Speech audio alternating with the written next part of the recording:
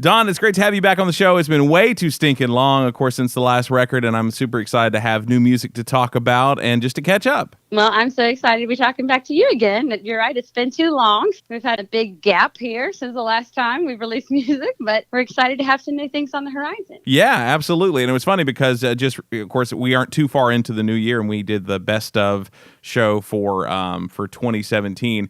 And I was going back looking at what songs were the biggest ones of years past, and Resuscitate was the biggest one, I guess, for I think 2016 or 2015. I can't remember for sure because I'm just scattered like that. But I was like, oh yeah, it's been a while. I'm like, I hope they do some stuff soon. And then of course it was like the clouds parted, and then a new single appeared, and it was great.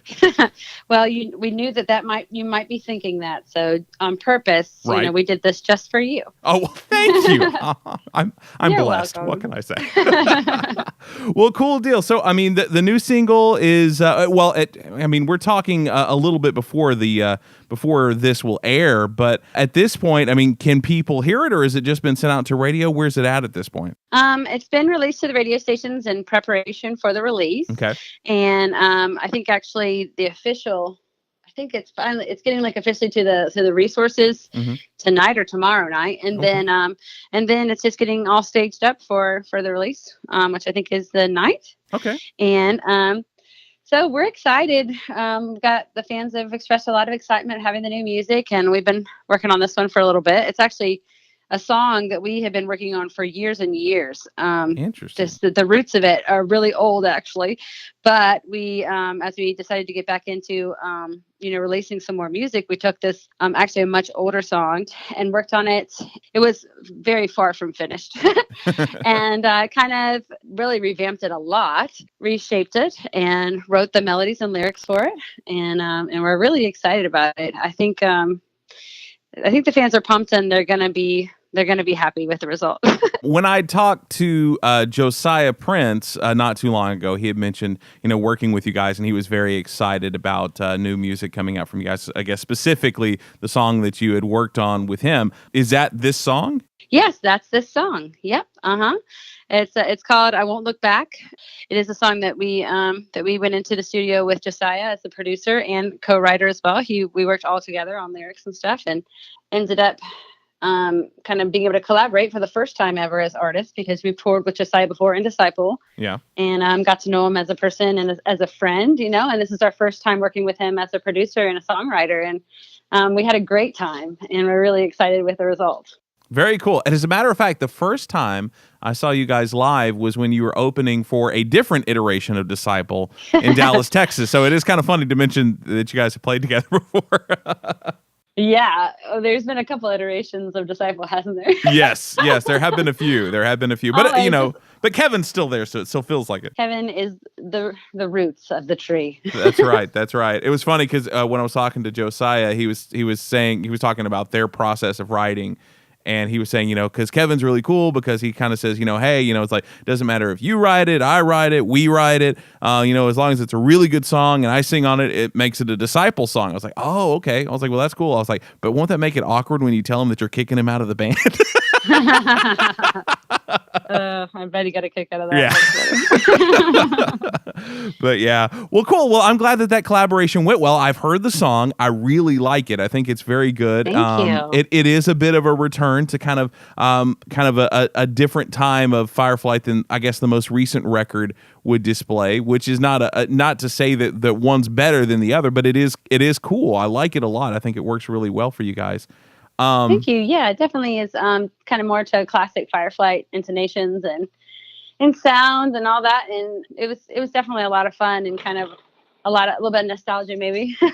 Yeah, for sure. As kind of, well, I mean, we've been doing this for a super long time. We've been a band for 18 years, and we've tried to grow and change through the years and everything, and just keep growing as artists and all that. But it's neat to kind of play upon all the different things that you've learned and done through the years. Yeah, for sure. Is it weird to think that your band is old enough to join the military?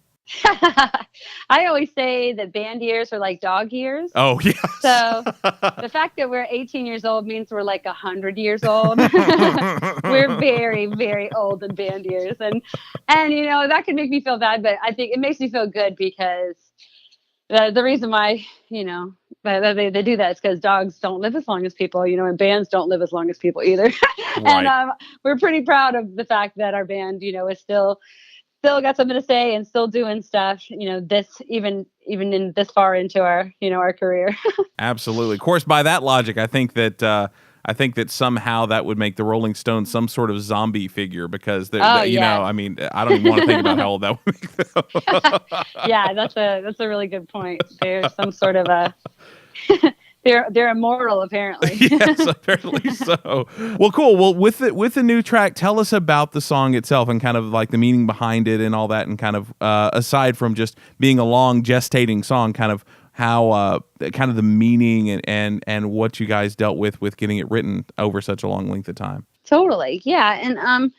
And basically, it was the seeds of the song, the musicality of the song that we'd had for a long time. Actually, I think it was on the long list of songs that we'd written for Inova, actually. Okay. So we kind of took it out and dusted it off and said, "Look, is there anything? Are there any nuggets here that got overlooked? And then we started building on to make it better and make it more dynamic and then started focusing on what did we want it to say. It's been such a crazy, tumultuous couple of years here in our country and all over the world. Right. And we really wanted to come out of the gate with a song about empowerment. And lately in the headlines, there's been so much coming to light about the sexual abuse in the media and so across all sorts of industries here. We're watching it every day, trials, things like that unfolding. We're finding out that so many people have been marginalized and victimized and been forced to stay in the dark because the people in power kept them there, and just kind of imprisoned them in their abuse. And we know that God does not want us to stay victims. When we face things that try to destroy us, he wants us to, to use them to become more powerful and to overcome and to step out. And we're just really celebrating this time where people are feeling safer than ever to be able to step forward and to bring the things that are in the darkness into the light, that finally healing can be had and have a chance on both sides. Really, this song is really kind of a heavy hitting song. It's a very serious song, and it's a topic that nobody really wants to talk about because it's so unpleasant, and we wish it didn't. We wish these problems didn't exist, but they do, and it's so much. It seems like it's more comfortable to pretend they don't exist, and that's what society has done as a whole for many, many years. But what's that done is it's empowered, those who would take advantage of others, and it's just kept people who were victimized alone and in the dark. And by empowering the people who were taking advantage of others, it was enabling them to not have to change and not have the opportunity to change. We felt like a song like this would be a great way to help people, be continuing to have the conversations, and also to continue to feel empowered, to step out of the darkness and bring things into the light and be able to become empowered because of the fact that they're no longer having to be hidden. And so this song, I think, hopefully is going to be a song of empowerment and as a champion for those who have suffered abuse of any kind, really, but who are ready to fight back and to step out of the darkness and become victorious. Wow. Yeah. And I think that is good that you guys are touching on that, because it is funny how, as Christians, so often we say, oh, okay, well, that's a problem, but that isn't a problem that either A, doesn't affect me or anyone that I know directly, and or B, people just want to hear happy stuff. So let's go towards that and let's just not deal with it because it can just stay over there. And I agree. I think there's some amount of revealing of things like that and bringing it into the light that has to happen before you can truly get past it and deal with it and move on. Yeah, and I think those attitudes are a real travesty because God was always seeking for justice for those who had been wronged. He was always trying to free the enslaved. He was always looking to empower those who were disadvantaged. And I think it's a huge calling of the church to be God's hands and feet here on earth, and we should be the victim advocate before anyone else, And I think a lot of times the church wants to hide from things that are uncomfortable or just basically doesn't want to get involved. We can really be focused on ourselves and kind of circle the wagons, and then that allows abuse even to be rampant inside the church. It's just not how it should be. So that's another thing about this song, is we hope it's a call to action for the people who are supposed to be, the hands and heart of God here on earth, to be victims advocates and to be ready to welcome with love and healing, the many who are hurting and who need help. Yeah, for sure. And I think that is hard because I think another aspect of it is somehow we see getting involved in situations like this is us getting our hands dirty. And Mm-hmm. who wants dirty hands? It's like this just Yeah. feels messy in some sort of way. Right. And it is, but that's okay because I mean, when Truly. Jesus was here, it wasn't like he just hung out with all those who were, either popular or had it all together or whatever. And that's really hard to deal with for I mean, it's hard to deal with for me. I mean, it's not an easy Yeah. thing. I'm not trying to say other people are less than for not wanting to deal with it. It's not pleasant, but it's No, something that you have definitely to deal not. with. Yeah, absolutely. And I think it's kind of, I think it creates like an us and them, Hmm. sort of mentality. At the end of the day, we're all just as screwed up. I mean, I used to think a lot when we were first starting as a band, I want to go out into the world, I want to go to all the places, that the unchurched are and speak to those people because, they're lost and they need God. Right. And it is true. Those people need God so much. And then I spent a ton of time in churches and I realized that there were just as many lost people in the churches as there were outside of the doors Right. and almost worse off because they all thought they had it together. Yeah. Yeah. And that's really the worst place to be, is to be lost and not know it, Right. So I thought, man, this is just as fertile ground for, for God's love and for change and all those things that happen. And I think it's the same. I think we get into these ideas where we think we have it all together, and probably because we're just ignoring our own problems, Yeah. So I think it is so important that we start to kind of see us all as God's children, not just, the people who we don't feel as uncomfortable around. Yeah, absolutely. So now with this song coming out, I mean, it is a single right now. It's not, as of now, part of an album that's being released at the moment or anything. It's a song that's kind of being put out on its own. Is this the beginnings of something else, or is this an experiment? What would you classify this song as being at this point? What we're looking at doing in this next year is creating a series of singles. Okay. Where they're not necessarily going to be. I mean, at this point, we're not looking at putting them together as an album or creating an album, where we're literally focusing on each song one at a time. Okay. And releasing them, as they are completed in their journey. And this is the first of the series of songs that we're creating. Okay. Just overall, it's kind of, we're in a different aspect of our lives. We're not touring as much. Our families are growing and we're enjoying more stability. But I don't think you read the rule book. As a band, you're not supposed to have that. Yeah, I know. And we haven't for like 18 years. But we are getting older. Like I said, we're 100 years old. And so we thought we'd try something new, which is having, a home base. This is a plus.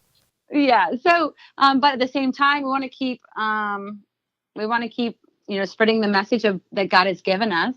Right now, we're just really enjoying this process of creating these songs and kind of focusing on them and the message, Mm-hmm. in a whole new era for us and a new feeling. We're not, we've had so many conversations, we're not worried about radio play. We're not worried about selling albums. We're just worried about the message that we feel God gives us for each song and the ministry that we hope that those songs will do. And it's kind of a neat and interesting time in our career. It's been kind of freeing and also really fun to, still be creating and releasing stuff for our fans who have stuck with us for so long and have loved us so well, and still putting content out there, while being kind of in a different stage of life. So it's really cool. And we're really excited about all that it has to offer in this year. Excellent. Well, I think that's fantastic. And plus, I mean, on a somewhat different level, I mean, obviously this is not where your heart's at necessarily, but also it feels like in some ways, this is kind of a thing that the industry in general is experimenting with, is the idea of like, well, let's put out a song, let the song do what it's going to do, and then we can judge how that goes and then put out another song. It allows you to be more in the moment, and also you don't have this huge investment of trying to sort through 50 songs to release and record, 12, and then maybe people only care about 3 of them. So, I mean, it's a weird time. Yeah, you're right. It has changed so much in the climate of the music industry. The way people consume music now, it's totally different. If they do buy music, they typically just buy singles. They don't buy whole albums anymore. Mm-hmm. The only time people buy CDs is if they're like at the concert that night kind of thing. And right. It's so strange and different than how it's been for our entire career, So it definitely does. It just makes sense when it comes to, in this day and age, for us as an independent band, and we're able to fund these singles, with some of the residual income that we've got coming coming in and everything. And it gives us this ability to be able to create these songs with just the end in mind. And so it fits right in with the culture right now musically as well. Nice, nice. With us already having discussed that the new single does kind of reflect kind of a past time with Fireflight's history, do you see this being a trend for the future singles, or is this just like really just we're going to see what kind of vibe each song has? It'll probably be a little bit of both. Okay. I know that we're enjoying this kind of return to sort of more the classical sounds of Fireflight, and Okay. I think our fans really enjoy that too. And so we're definitely keeping them first in mind with all the songs that we're creating. But we do have songs with different sounds and natures, so probably there'll be like a sliding scale. Okay. Yeah. But this one definitely is full on classic Fireflight. Nice. Here's kind of a side question to this specific conversation. You also just recently put out a worship project. Is that right? Well, I haven't released it yet. Okay, haven't released it yet. Okay. No, I'm still working on it. Yes. I had the opportunity. We've been back in Nashville for a year now, but before that, me and my husband took a journey for 3 years to Albuquerque, New Mexico, Right. where my husband was on a radio show there. And one of the last, like close to the last year we were there, I went on staff at a big church out there called Sagebrush as a worship leader and as a mentor for their female vocalists and the female vocalist volunteers. And it was just such an incredible time for me. It was a crazy journey, us Fireflight being in and out of churches all over the country and the world for so many years. I kind of never thought that I would ever end up working at a church. And then suddenly it became obvious that that's what God wanted me to do. And I took a big step of faith into this, this workplace scenario kind of thing, all in the same time stepping full on into the worship world with an amazing team of guys. We had 10 campuses, all with their own worship leaders, and it was really incredible. And it's an amazing church. If ever you're going through Albuquerque, I recommend everybody stop by there and check it out.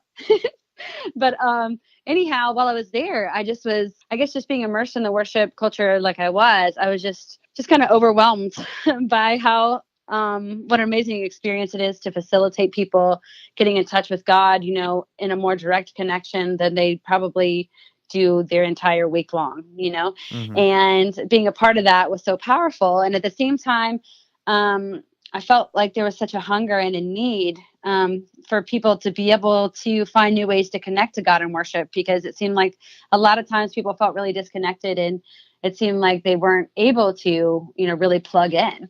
And so I felt like, man, wouldn't it be incredible to work on a project where you're creating worship songs that make it easier and facilitate people to be able to, come in off the street and then, just plug right in to worshiping God. And suddenly now everything that's coming out of their mouth is the truth, everything that they're thinking of is the truth. And suddenly they're just lined up 100% with the power of God. And I feel like it's such a life-changing and transformational situation that I was like, man, this would be awesome. I feel like I'd like to do a worship project, So one of the producers on our last album, Rusty Vierenkamp, he's like a personal champion of mine. He's always supported me so much.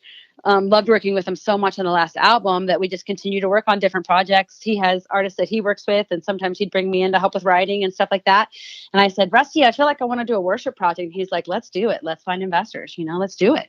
And he got behind me, and he's just such a producer of an amazing caliber, and to have him behind the whole project has blessed me so much. And then we had other people willing to get behind and help with some of the financial costs. An incredible family, the Dents family out of Pennsylvania, who have been mentors and huge champions for Fireflight for so many years. I'm so blessed to know them.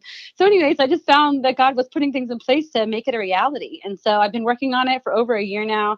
And we're still working on the mixes of the songs. We haven't got all the songs in yet. But man, I'm really excited about the music. And right now me and I have management now are just figuring out, where it's going to land and what's the best timing for release and all that. So all of it is still in the works. Okay. But God's got his hand on it, and it's been an interesting journey so far, and I can't wait to see what he's going to do. Nice. Very cool. Very cool. Yeah. Awesome. Well, that's exciting. I hope that that works well, and I hope that you see. I hope you see the impact that it has, because I think people who put out music on almost any scale make an impact, but it's gratifying and encouraging to be able to see the impact that it has firsthand, and I hope that you get that opportunity for sure. Thank you. That's so kind. And I think we've been so thankful as a band Firefly to have so many people who loved our music and felt that our music had an impact in their life, and they would reach out to us and speak to us through social media and all that stuff. And that's been one of the more transformative parts of my life. And, really one of the reasons why Firefly has kept going for so many years, because there are so many people who are willing to open up their hearts and invite us into their lives and invite us into their struggle. And all to also to be an encouragement to us and let us know that our music is making a difference. And that's our greatest accomplishment. Very cool. Very cool. Awesome. Well, before I let you go, of course, I have spoken with your husband just via text and email, and we're working on talking with him about Waverly, his band. Yes. But as a setup for that, since we're going to talk to them very soon, one of the questions that we usually close with is, what is the most un-rock and roll thing about you? And I think I've asked you this before, but what I want to know is from you, what is the least rock and roll thing about Matt? Oh, this is a wonderful question. I have to think about this. And just a heads up, though, I'm going to ask him the same thing about you. Oh, man. Well, I'm sure there's plenty to work with there now that we have a 2-year-old. It's been a very unglamorous couple of years. Let me think. What is the least rock and roll thing about Matt? Gosh, that's really hard. He's a pretty rock and roll dude. He loves comic books. I think that's pretty rock and roll. He's a great artist. Sure. That's pretty rock and roll. He's an incredible songwriter and musician. He can play several instruments. What is the least rock and roll thing about him? I don't know. I guess I would say he has a really hard time, finding things. Okay. So for instance, he's looking for something. He'll be like, where is the toilet paper or whatever? And I'll be like, did you look under the sink? Yeah. I'll be like, no. And then he'll find it. So he does it. And what's funny is he's passed it on to our son. Yeah. Also, Johnny cannot find things. One day I told Johnny, I said, Johnny, will you take this to the garbage can for me? And so I gave him the garbage, and he walked into the kitchen. Now, the garbage can is usually behind this little closet door. Right. I had pulled the reason why I knew he could do it is because I pulled the garbage can out of there, and it was sitting in the middle of the floor of the kitchen. And so he proceeded to walk past it and try to go to the closet where we normally keep the garbage can. And he said, I can't find it. And I said, it's right there, Johnny. It's right there in the kitchen. He goes, I can't find it. And I was like, no, it's right there. And he came back and he gave me the garbage back. And I'm telling you, the garbage can is as tall as he is. It's very big. He could not have missed it. But this is an example. So very frequently in our marriage, Matt will say, I can't find it. It's not here. And I'll walk up, stand right next to him, put my hand on it and pick it up, 3 feet from his face. Nice, so nice. That's the only thing I can think about him. That Well, I'll tell him that you were very kind. is a little spacey. Oh, man, I think I'm afflicted with the same thing, so I totally understand. I really do. Maybe it's a husband's disease. Yeah, it could be. It could be. Maybe it's something about working in a radio station in some function. Maybe it just kind of alters your perceptions. So. Maybe so. Well, very cool. Very cool. Well, Dawn, is there anything else that you want to throw out there before I let you go? I want to make sure that if there's anything else that you want people to know, that you get a chance to put that out there. No, just let everybody know they could be following Fireflight on Instagram and on Facebook. We've got a likes page. We'd love to see them comment there. That's where we go live and things like that. They can follow me too on Instagram. I'm Dawn Michele Music, and it's Michelle with 1 L. I'm also on Facebook that way too.